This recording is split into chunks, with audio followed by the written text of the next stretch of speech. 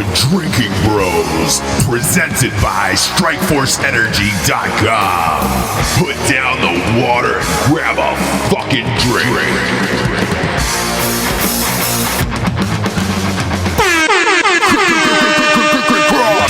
Fuck up. It's time to talk business. Jared Taylor, Matt Best, and Evan Hafer proudly present Blackhearted. Sponsored by Black Rifle Coffee Company and Arson Wave. Well. Today it's just me and the Matt Best because Mr. Evan Haver is having a baby. Literally right now having a baby. This second. He's babying. He was recording an interview, and his wife is like, going into labor. You should probably get home. And he's like, but I got one more question to answer. Segway Sally over here. Speaking of babies, we have the big bald baby in the studio with us today. Baker Levitt. Hello, Baker. Everybody. Which we know you guys all love because he asked the best questions. And it's one of my highlights of my friendship with y'all being able to sit in and fill in on this podcast. Aww. Well, we had an amazing human on Drinking Bros, and we couldn't get enough of him. Mr. Dale Dye is back. Captain Dale Dye. Right here at the Black Coffee Rifle Company. Yeah, I like that because it's a rifle company. I'm a huge fan of that name. I think it's wonderful. That needs to be a shirt itself. That's with the map symbol of a rifle company. Right? He just made a shirt. I like it. That's the second shirt. Yeah. I like the "Seen the Elephant, Hear the Owl." Yeah. I really want to run with that one.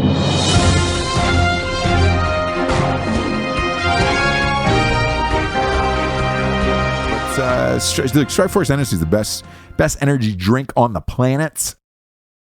Big fan of Strikeforce. It's a tasty tiny little tin pouch. You just rip it open and it goes in every single liquid available. And it'll keep you well past, I would say, 5 hours. I would say it's a 7-hour energy. Just put a little boom boom in there, a couple squirts. Get yourself a 750 milliliter bottle. We all have the subscription of the month. It's cheap as fucking. It's great for pre-workout and all that stuff. Go to StrikeForceEnergy.com. Type in the promo code REVOLUTION. You get 20% off. Next up, I'm talking about GhostBed.com. GhostBed.com, boy, that is the finest fucking sleep you will ever have in your entire life. Adult or baby. That's a fun fact. Adult or baby. It is the best sleep you will ever have in your entire life. We all have them.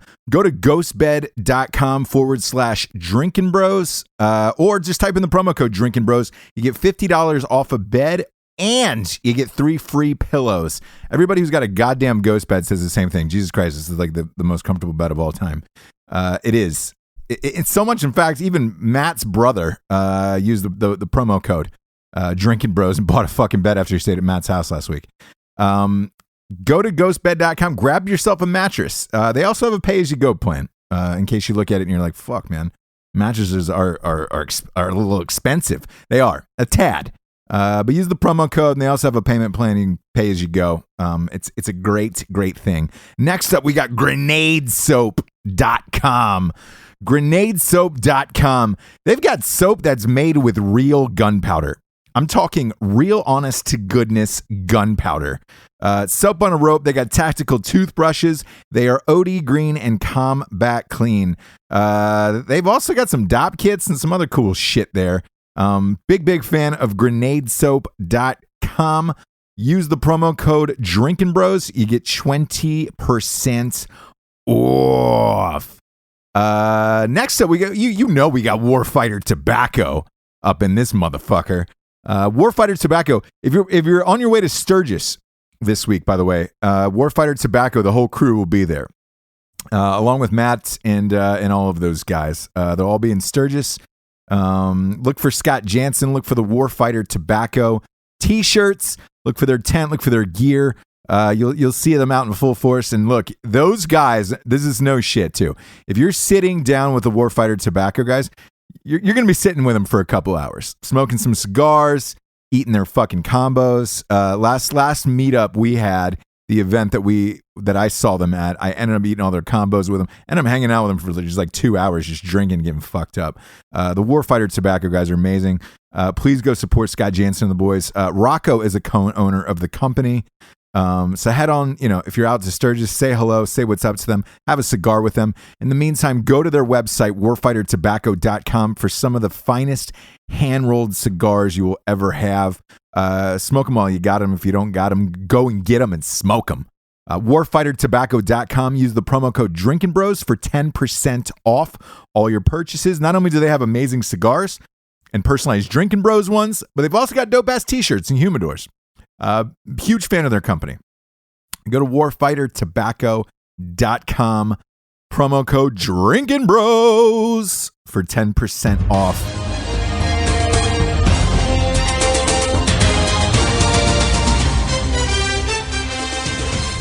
I love that a lot. Well, thank you for coming back and jumping on Blackhearted. You're welcome, Matt. Glad to be here.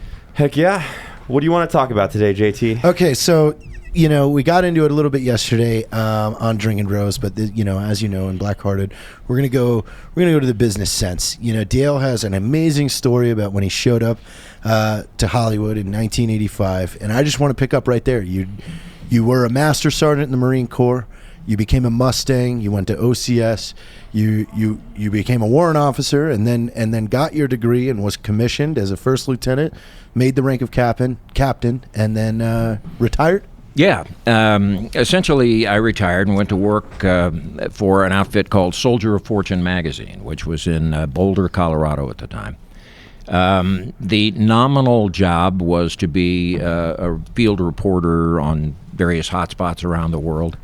It turned out to be a lot more than that. I spent most of my time sort of training anti-Sandinista forces in Honduras and Costa Rica and El Salvador.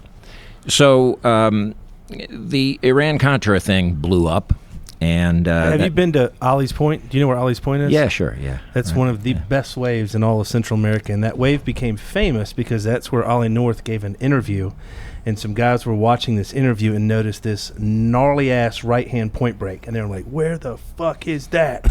And it is, honestly, it is one of the most, one or two famous waves in all of Central America. Wow. It's beautiful, yeah. But to return to, I think, what you want me to talk about, so when it blew up, I lost that job. Essentially, there wasn't anything more I could do down there. So I grabbed the first TACA flight I could get out of Tegucigalpa, Honduras, and ended up in Houston, Texas. And at that point, I really had to do some soul searching. What can I bring to the table? What the hell is my deal? Most of my life, I'd spent killing people and breaking shit. I mean, a great way to spend a life. Yes, too. it is. It's enjoyable, but I tried to suss it out. What can I bring to the table? I'd been shot too many times to want to be a cop. I'm on the main streets today, and I knew that if I became a cubicle rat or a defense contractor, I'd end up on a bar stool or kill myself within 6 months. I'm not built that way. I can't do that. Right. And so I did what good Marines do. I went down to the local 7-Eleven, and I bought a big yellow legal pad, because that's what we're taught to deal with in the service. And I bought a box of crayons. in total Marine fashion. Total Marine fashion. I got the primary colors, because I don't deal with shades and weird shit like that. And I bought... Will you be my father? Yeah. I don't have a dad. I could use one. Apparently. But then the important part of all of this was I bought a case of beer. And I went back to the hotel room, and I sat down, and I took the... We're in Houston right now, right? Yeah, Houston. Okay, got it. I took the big blue crayon, because it looked nice with the yellow paper, and I drew a line down the middle of that legal pad. And on one side I wrote assets, and on the other side I wrote liabilities. And I was going to try to chart it out, what I could really bring to the table in civilian life. And then I started drinking beer. About dawn, I took a look at this thing, and I had like 16 pages of liabilities. Why I suck, why I can't do anything that anybody's going to pay me anything for. And I had about 3 lines of assets. And the common denominator seemed to be that I'd always been a movie buff. And when I got to thinking about it, well, what can I do with that? And the more I thought about it, I said, you know what the deal is? That most military movies I've seen just piss me off. Right. They not only are the details wrong, and apparently nobody really cares a whole lot about that, but how they portray us, Right, like an accurate who we representation are, of the culture. yeah, and how we relate to each other. Exactly right, Matt. An accurate depiction of the culture. And I said, well, why is that? You know, I see, if you look at the credits on movies and television shows, you'll see these things that say, you know, Major J.R. Rudy Fratz, military advisor. Colonel whoever the fuck, there's lots of them on there. Whoever that guy is, you know. Whoever he is. And so I said, well, how can this be? How can they get it that wrong if they've got this guy there? So I had one $2,500 limit credit card. And I said, well, piss on it, I'm going to L.A. because that's where they make movies. I'm going to find out. I'm going to talk to some people. You know, I can talk to people. I get along with people. I'll find out what the hell the deal is. So I went out and I started.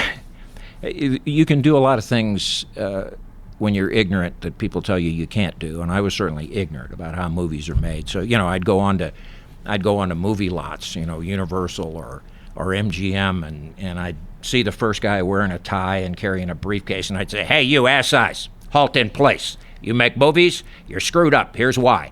And of course, I'd get arrested and thrown off the lot. But the neat thing was... Well, real quick, and you know he's a personal friend of yours. How did Spielberg first start? Yeah. He broke into one of the lots to use the phone from one of the rental spaces because if people knew that phone number, they knew that he was on the lots. And that's how he got his first movie made. Yeah. So now, I wasn't that smart. I didn't know that. I was just trying to find out what the hell was going on with this technical advisor thing. Right. And the fortunate part was most of the security guys were former military, so they just escorted me off the lot. They didn't call the police, and you know. But I started to meet people who worked peripherally in the industry, and I started to say, look, how can they get it this screwed up? And it was a combination of two things. By the time I had talked to 15 or 20 people who actually worked in the business, it seemed to be a combination of two things. The first thing was that they hired a technical advisor, doing air quotes here, because they wanted what credibility they thought that might lend them. But he was he was somebody's brother-in-law that they hired for, you know, who had done 6 months in the California National Guard, and they hired him, paid him a couple of $100 a week, put him in a chair and let him sleep until they wanted to know which side the ribbons went on, you know, and then, well, no wonder it was so shallow. And then I said, well, why is it so shallow? Because what we do and the life we live and who we are is really fascinating, especially if you don't come from that world. And that's drama. You know, that's something that interests people. And I knew that inherently. And so the other thing I found out, and this is what tripped my trigger.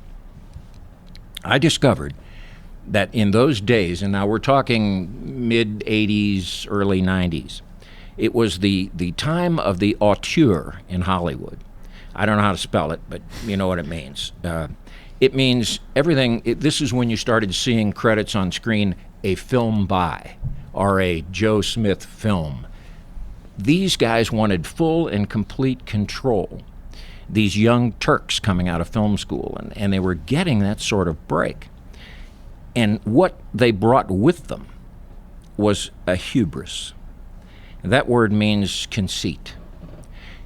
They felt that anybody who wore a military uniform couldn't conceivably have a creative bone in his or her body.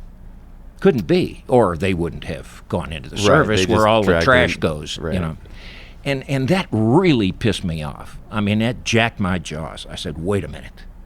That is not only dissing the guys that I know and really love and really respect, but it's ignorant. Super ignorant. It's ignorant to think that just because we're shooters or just because we served in uniform for whatever reason, that we can't possibly have any creative talent, that we can't understand drama. Hell, we live drama. It's also interesting that you say that because I don't think that's gone away. If anything, I think it's getting worse in today's climate. Is the what's coming out of universities now is it's even worse. Yeah, Like, I think it there's was probably the worst after Vietnam, for sure. Oh, God, it was terrible. It was absolutely terrible for those guys. And then I think some of that ignorance is absolutely happening because Hollywood is perpetuating that fallacy of what our culture is. But here's what's happening, Matt, and your point is well made. There is an element of it, and it's still out there, and I fight it every day. I know what this is. There is a tendency to feel the groundswell. Look, Hollywood is the world's biggest follower, not the leader. They don't set trends. They spot them and try to chase them. Right. And what happens is that you've got a nation out there. You guys have been at war 16 years. And so you've got a nation out there as a knee-jerk against what happened to us in Vietnam. You've got a nation out there that's, thank you for your service. I mean, how many times have you heard it? Right. You hear it constantly. You see it on billboards and so on and so forth. Hollywood notices that. And so they'll make a wink and a nod at it. Say, yes, absolutely, we support the service. And then they make trash films about it. Right. And you guys all turn out to be psychopaths. Listen, you're getting it as bad as we did in Vietnam. We were the ticking time bombs. Another nice yawn, turd. We were the... That was a sneeze. Was it? Well, nice sneeze, turd.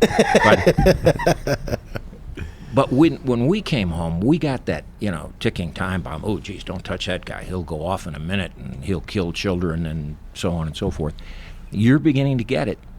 Yeah, I think that there's a lot of stigma associated with the post 9/11 veteran. Absolutely, I don't think. But it's subliminal, Matt. It's subliminal. It's not as overt as like in the 70s, where it's like that's the difference. Fuck you and spitting on the troops. Now it's more just like thank you for your service. I hope you're not too addicted to pills with that PTSD. Kill my child. Yeah, right. Yeah. All right. Also, too, but do you attribute that to the spread of information back then? Like a public that just doesn't know why we're doing this. And back in a draft age, there's too many uneducated people about the situation that's just saying, why do I have to go fight this fight? Well, if you just now it's easier to spread information and educate. Yeah, it's a 24-hour news cycle now versus back then. You'd have the nightly news, and then it was over until the next morning. Yeah, that's exactly correct. And how was the news ran back then? I mean, didn't Ted Turner own it? I don't know if he owned the news, but he owned a chunk of it. I'll say that. A big piece of it. And those points are all well made. Look, we live in a media-saturated society today, and I understood that when I was starting out. Watch this segue; it's flawless, seamless. I'm ready for it. I understood that back when I was beginning, back in the time that you asked me about to begin with. I understood that we were in media-saturated society. Look, here's the reality. And it's especially true now with the advent of social media and constant 24-hour nose stuck in your phone. What happens is we, as a people, know what things look like, even if we don't care, even if it's not something we're interested in. I know what a plate carrier looks like for guys in Afghanistan or Iraq. I know what the new helmet looks like. I'm interested. 3 or 4 people on the street may not be interested, but they know. And if I show them something that's different than that on television or on screen, it's a disconnect. It's what's called a cognitive disconnect. Right. And they have it. And what happens is it takes them right out of the story. Yeah. So I knew that. I knew that inherently. And I said, aha, here's how I do it. I reconnect cognitively by making all of the details correct. And more importantly, I go in depth. I go after not only the body. I mean, I can correct your body. I can teach you how to go high ready, low ready with a weapon and how to wear your gear and so on and so forth. But that's not really the problem. I can teach anybody to do that in a couple of days. It's all muscle memory.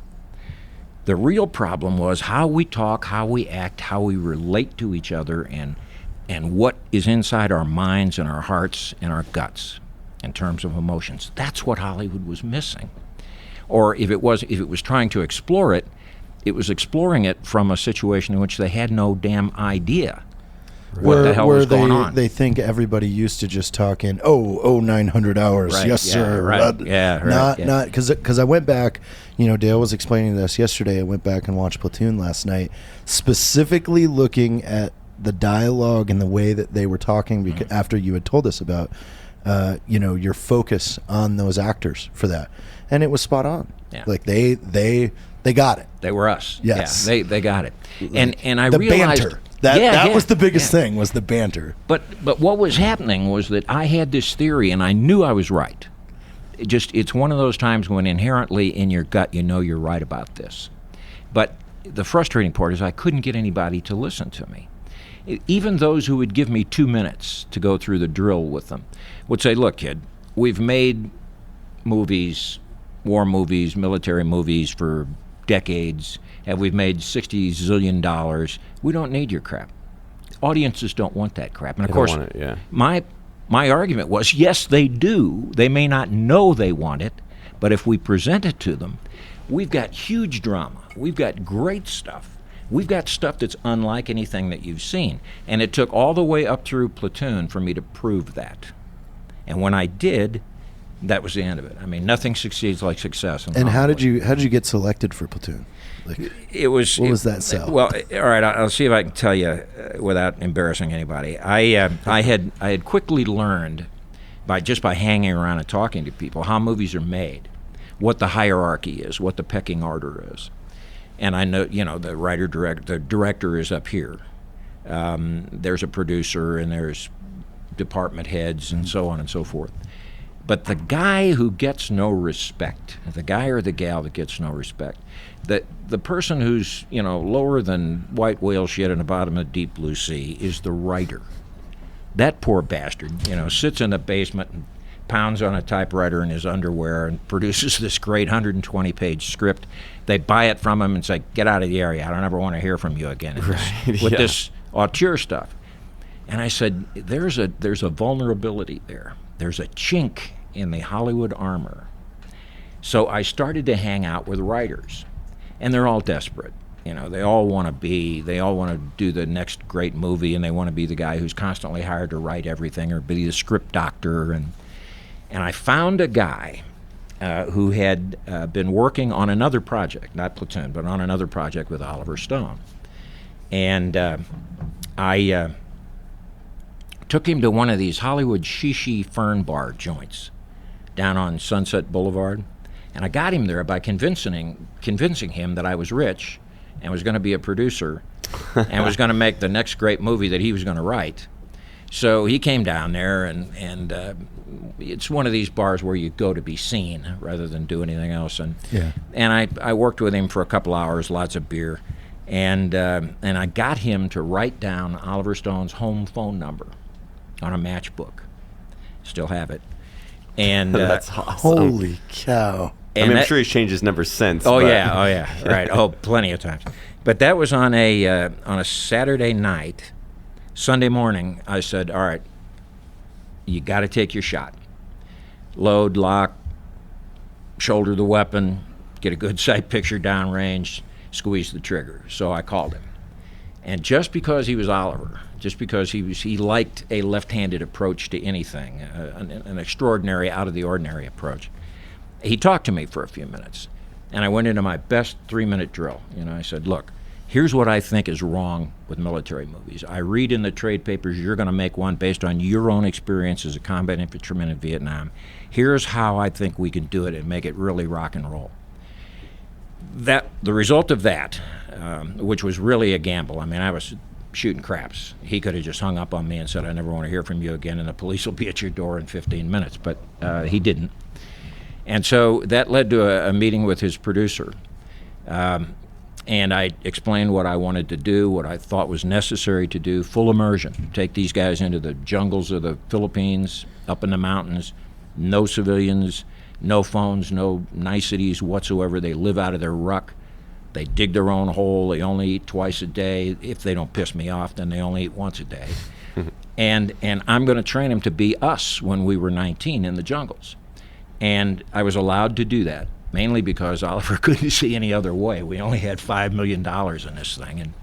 And he had given me guys like Forrest Whitaker and Tom Berenger and Willem Dafoe and Johnny Depp, and before those guys were names. And I used it as a test bed. I knew that I had the right ideas. I just was a little bit unclear how to make them happen. And I learned in that 3 weeks I had them up in the jungle how to do this, how to get at their hearts and how to get at their minds and how to get at their guts. And once I did that and saw it succeed, I said, okay, I know how to do this. There will be the Captain Die pattern, the Captain Stanislavski. I'll teach you how to do this. And since then, I guess we've trained about 800 actors of various ilks. And the neat and rewarding thing is I always hear from them. They call me up and they say, you changed my life. Really? Yeah. Do you think they kind of resonated with that experience and kind of opened up a different form of thinking a little bit? Sure it does, Matt. Look, here's the truth of the matter. A young actor in Hollywood grows up, comes out of film school, gets an agent, starts going to auditions, and his whole focus in life is on himself or herself.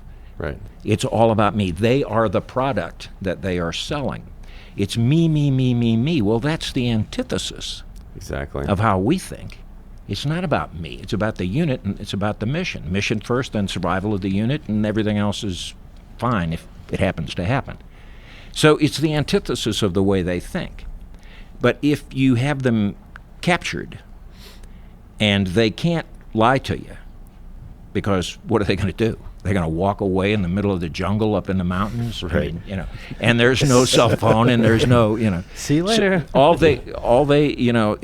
they just want to know, how do I not piss off that white-haired guy?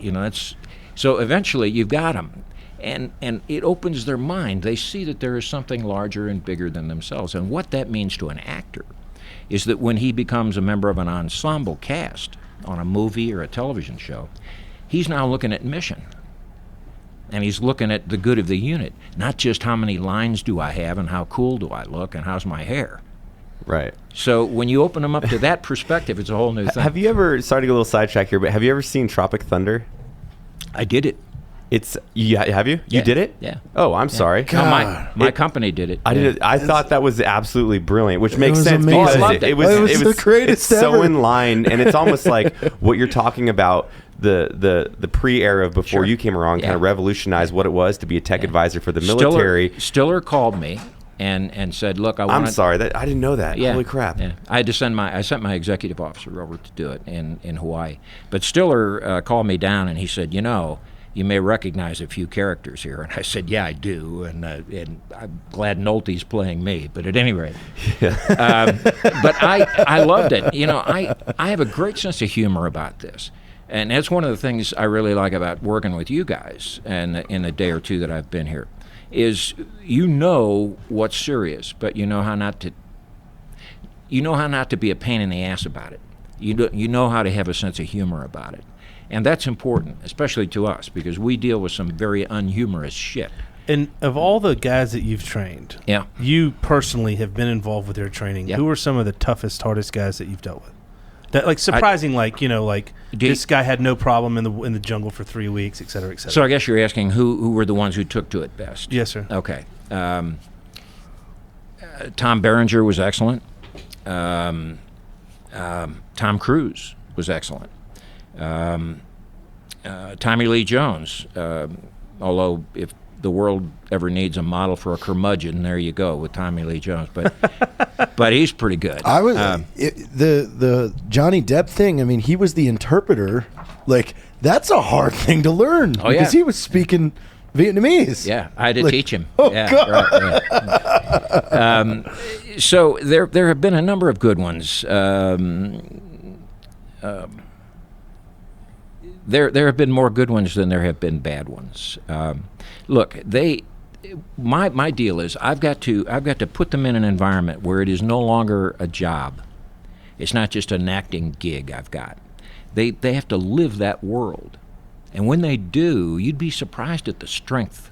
If they're serious about their career, they should want to. Though. Yeah, and that's the good thing. ones do. Which presents a pretty interesting question. Yeah. Do you think that it's easier to teach a civilian actor to play a combat veteran or to teach a combat veteran to be an actor?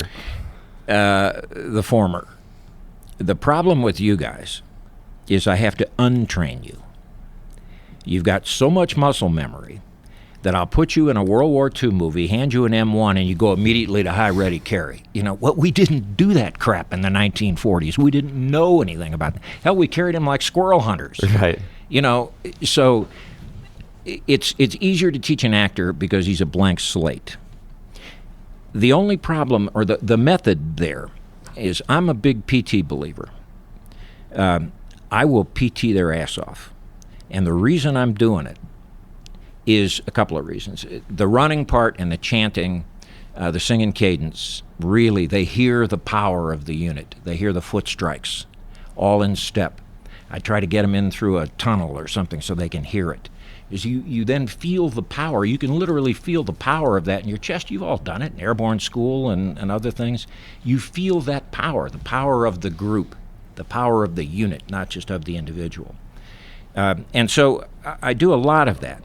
I do team building exercises, atomic sit-ups and caterpillar push-ups and things like that, so that they see how to combine the strength of one with the strength of many and get these kind of things done. And most importantly, it wears their ass out to the point where they can't resist me. All they want is, okay, fine, what do I have to do to get you off my ass? And that works. It works just fine. And guess what? It worked with you. It worked with you. It worked with all of us. And that's the magic. The magic of what made us young soldiers, young Marines, young sailors, young airmen, in that 8, 10, 12-week experience, whatever it was, works with the actors. The problem is I've got to compress it. I don't have 8 or 10 weeks. I sometimes have 5 days.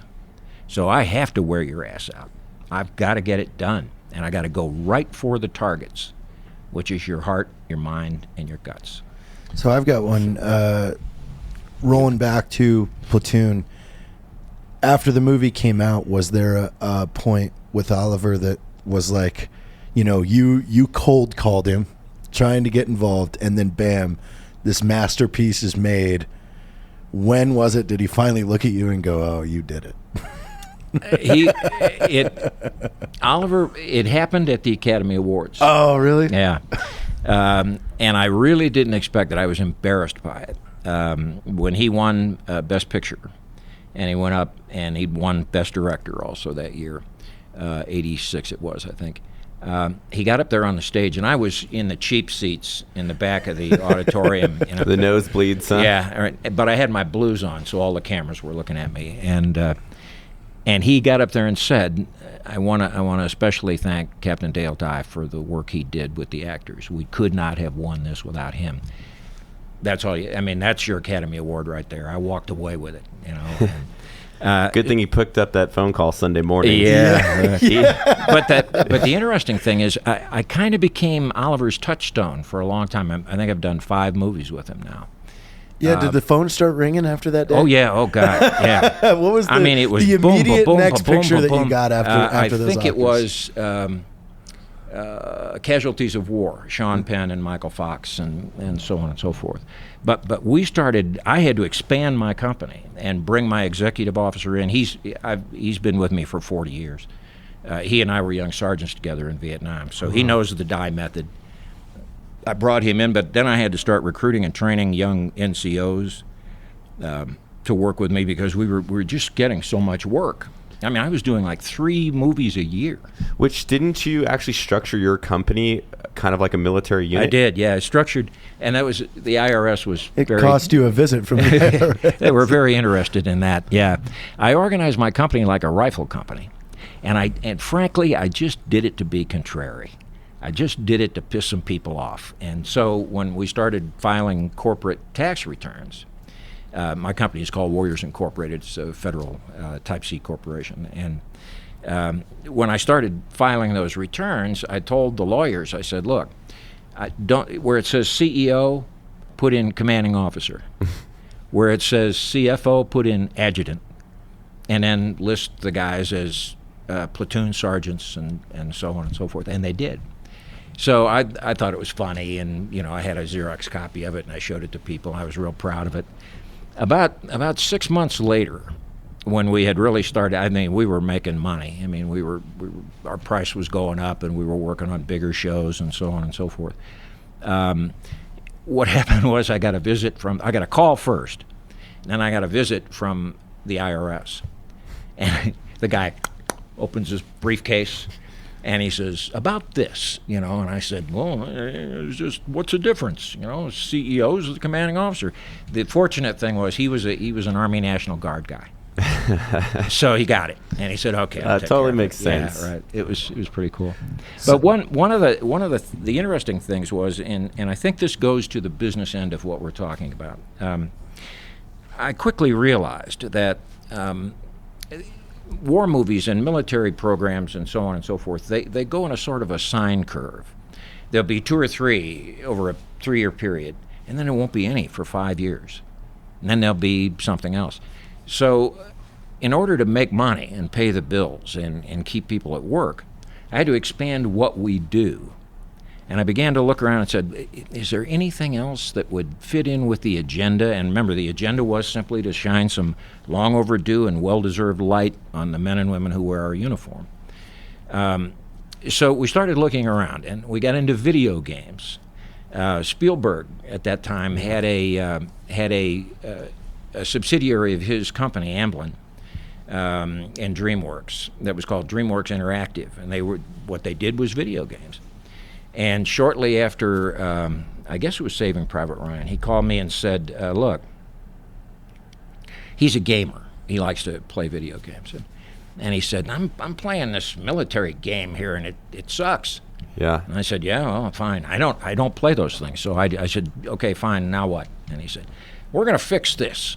If we can do it with a movie, we can do it with a video game. And bigger than hell, when we got home, I got a call from one of his producers. He said, Steven says you should come down here. And lo and behold, we started the Medal of Honor series. So we did all of the advising, and I took these geeky engineers and nerds. Yeah. I took them out and let them fire live weapons, and they were, their world was made. Which is I don't think a lot of people know how much tech advising goes on in the gaming world with like Call of Duty series, Battlefield. Like they literally have tech advisors that put the sensors all over the people's body and are teaching them how to move. It's and called actually, mocap. Yeah, motion capture. Yeah, a bunch of SEALs got in trouble for that. Yeah, there were some Tier 1 guys that got in trouble for kind of doing some TTPs and SOPs that were kind of a little more clandestine. So, but I got a question for you. So let me just finish with that thought. Yeah, absolutely. And then we'll get right to your question. So we started video games, and then we started themed entertainment. We found out that there were these theme parks that did various things. For instance, the Las Vegas Hilton was doing a Star Trek The Adventure ride as part of the Las Vegas thing. And it was, they wanted somebody to come up and teach all of their actors how to be Starship Navy, Space Navy folks. That was a big job. We did the Navy Pier. We did T2 3D in Osaka, Japan, and Hollywood, and in Florida. So, and then we got a call, believe it or not, from music video producers. And we ended up doing the music video for Tomorrow Never Comes, I think, with Green Day. Yeah. And we did Rooster, Alice in Chains. So we were out there doing music videos. Which on the business side is so intriguing because you essentially took the same core competency and found all these different verticals to expand on, which essentially are the same thing, but different networks and social medias and entertainment. And that's fantastic. That's it precisely, Matt. And then finally I decided, well, the hell with it. I'm getting right around to it. I opened a publishing company. I became a publisher, and now it's Warriors Publishing Group. And vertically integrated, this guy. Boom. Yeah. But the problem is, I would love to sit here and take credit for that, but vertically integrated doesn't mean anything to me. I mean, what the hell is that? But I inherently got it and saw it and made it happen. I think that's a lot. Some of that is what you guys are doing. Yeah. Now I'm so, Platoon came, great success. And we've heard a lot about the cool, successful things that you've done, and surely there have been some piles of dog poop you've stepped in along the way. And a lot of the people, I think, for me personally, I talk about it all the time, is a lot of people try to emulate others' success. or success of companies. And I think for me personally, I try to find where people have made mistakes and make sure not to make those same mistakes. So like, looking back now on your career, which sounds like it's been fucking awesome, excuse my French, but what are some of the errors you made now, looking back? It's easy to get too full of yourself, especially when you succeed very well. You can let your ego get in the way. I have these high cheekbones every day, Dale, when I look in the mirror. You know what I'm saying? I can't turn them off. I get it, man. The icy blue gaze. Yeah, I get it.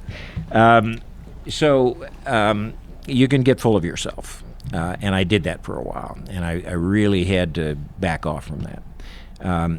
I had to get up every morning and, remind myself of, the words to the Gatlin song that I always try to remember that, says, trying to be a hero and winding up a zero will scar a man deeply, right down to his soul. And what's the rest of? Oh yeah, living in the spotlight will kill a man outright because everything that glitters isn't gold. And I try to remember those things. So one of my big mistakes was getting too full of myself. The other was I became a little paranoid. After the success, and it really goes to exactly what you were talking about, people started to try to imitate me. And they started, first force and all kinds of things going on. And it was usually some guy, who'd either done 4 or 5 years or he'd retired after a career. And he wanted to do what I was doing. And I got very paranoid about it. I can't talk to that guy, and that just was making my life miserable. I mean, there's room out there for anybody. And what the hell, you can't monopolize something like this, and why would I? As long as his agenda is the same as mine, as long as it's good for us as a military community, as a community of veterans, fine, go for it. Good luck to you. So that was another thing. I had to stop thinking of myself as an exclusive product. And so it sounds like that was a distraction to you, focusing on what other people were doing? Yeah, it was, yeah. I wasn't focusing on what we needed to be doing. Right. I was focusing on somebody running up my backside. That was a mistake. I want to roll to a positive light question. Okay.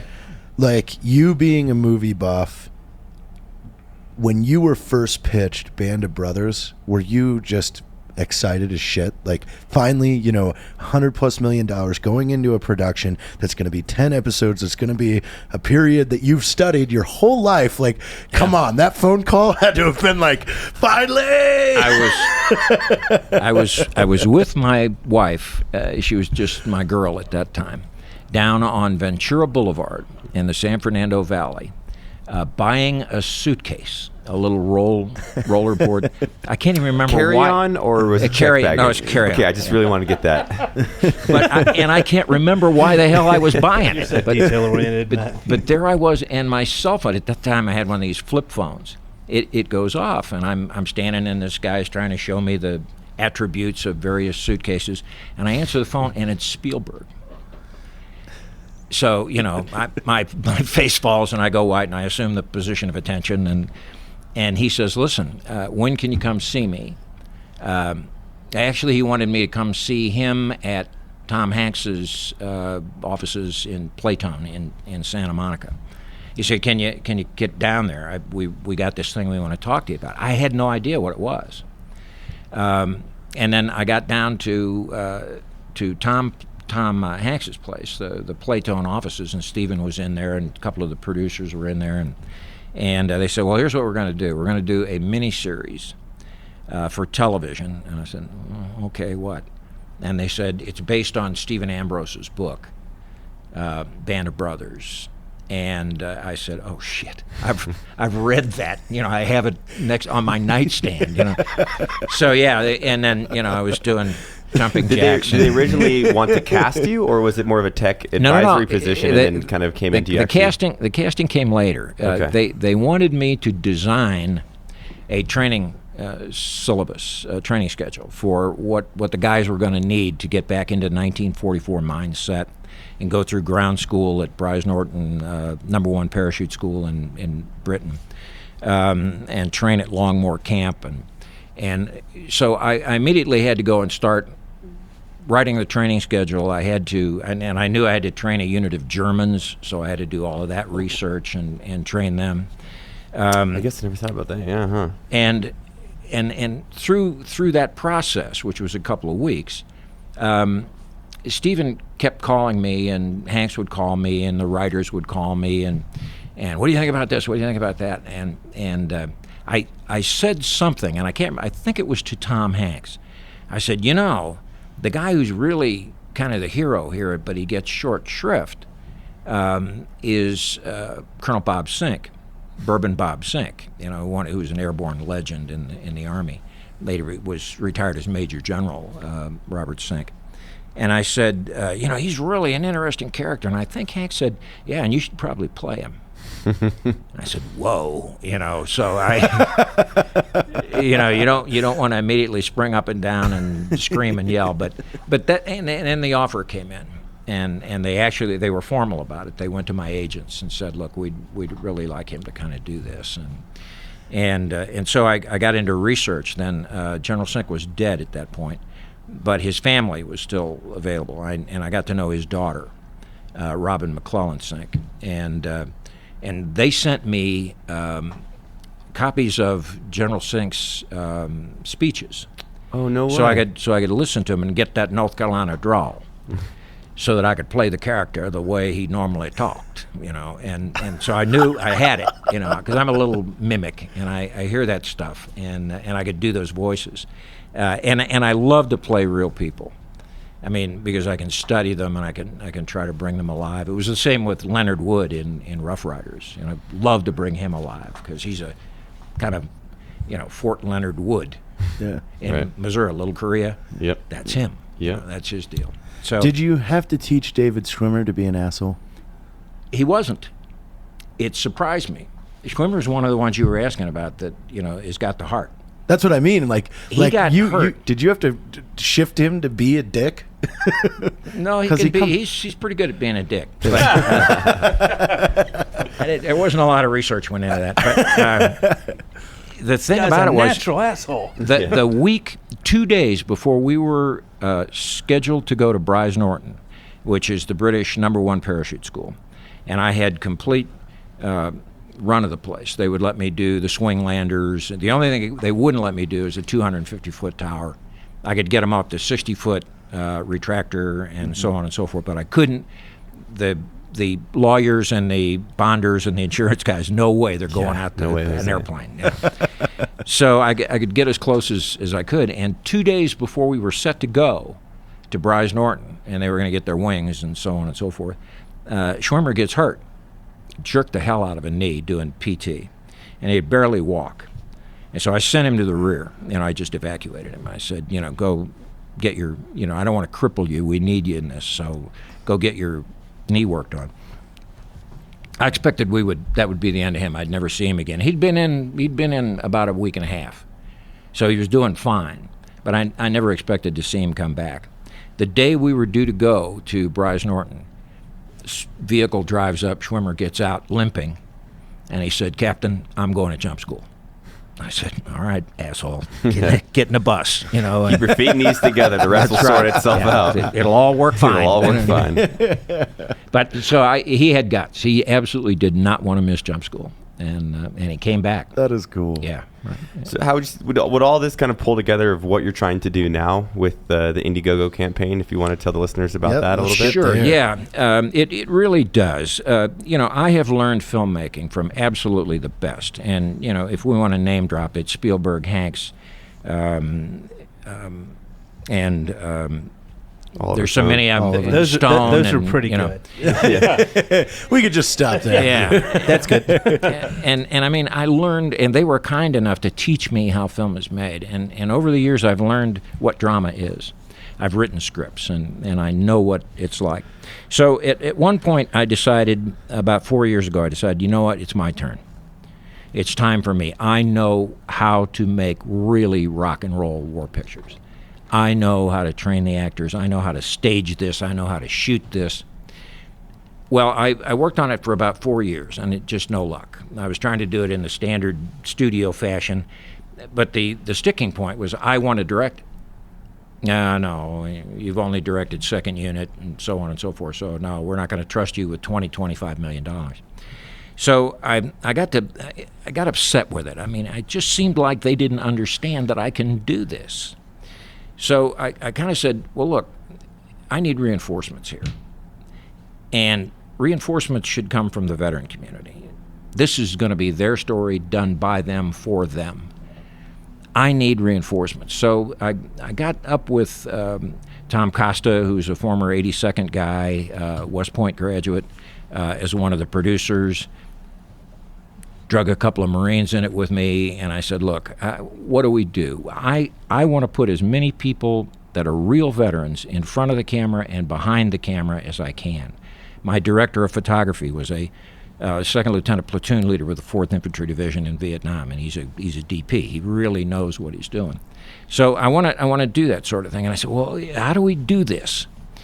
And finally, I can't remember who came up with the precise idea, but they said, look, let's crowdfund it. We're not going to get $20 to $25 million crowdfunding. Nobody gets that.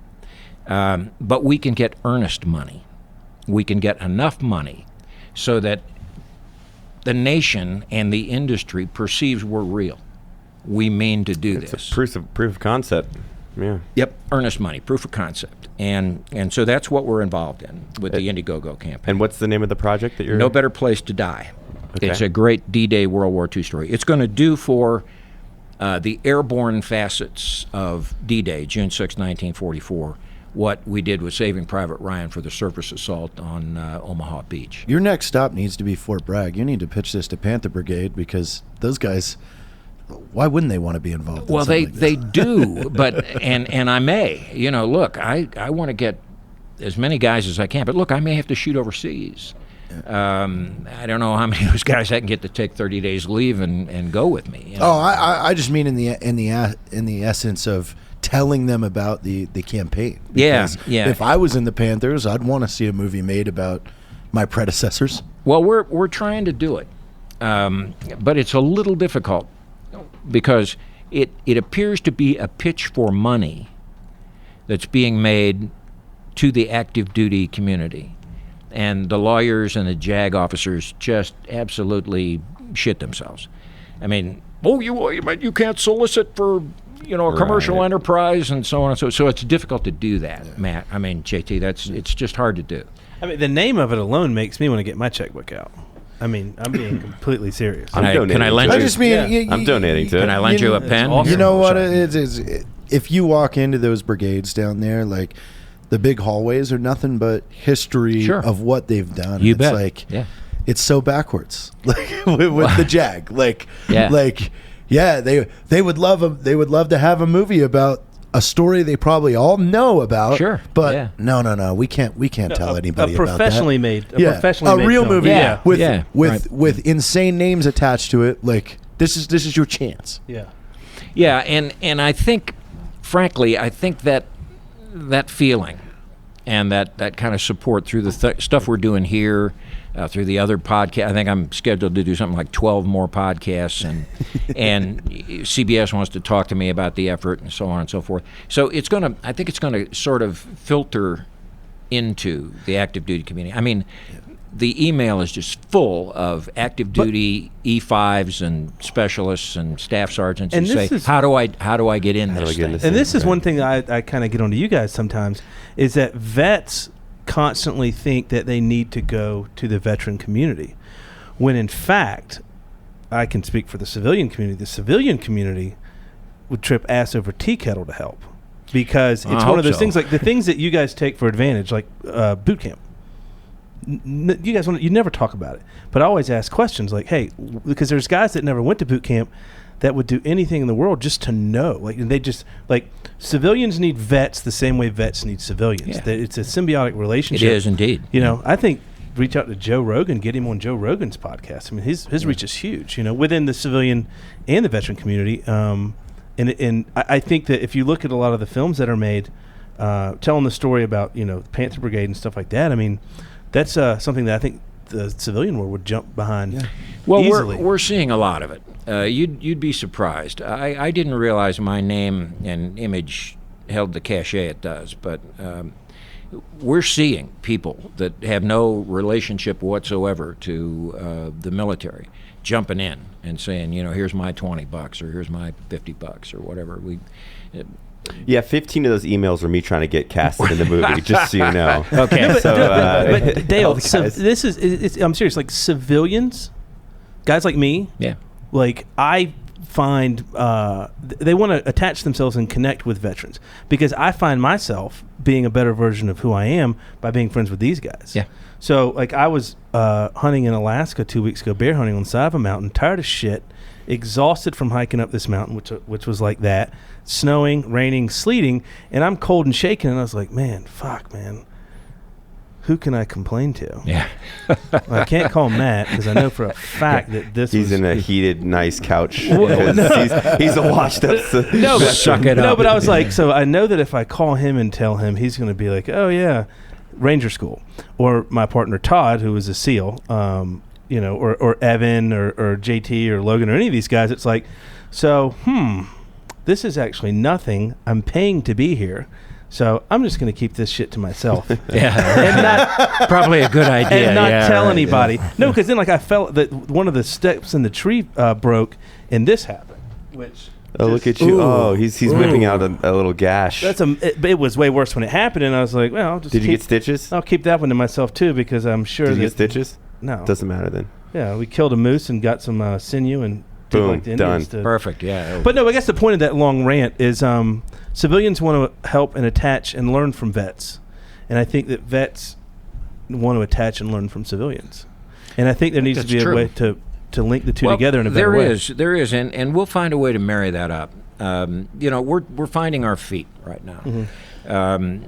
But I'm appealing to every audience I can find.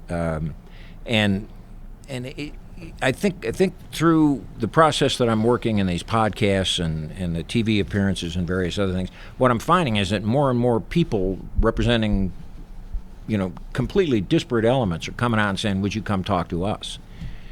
Which I'll do. I mean, until they wear me out, I'll go talk about it, because I think it's important to make this film. Yep. I want this film to be a showcase for the talent that is in the American veteran community. I want this to be their shot. They get to show what they've got. That's amazing. Yep. And it's kind of cool to do that if the project sees completion and all that, to kind of sit back and say, everybody maybe misjudged the veteran community. Like, look at this beautiful film that was built on the backs of all these veterans. Yeah. And, it might open up a lot of eyes to. I hope so, Matt. That's really what I'm after.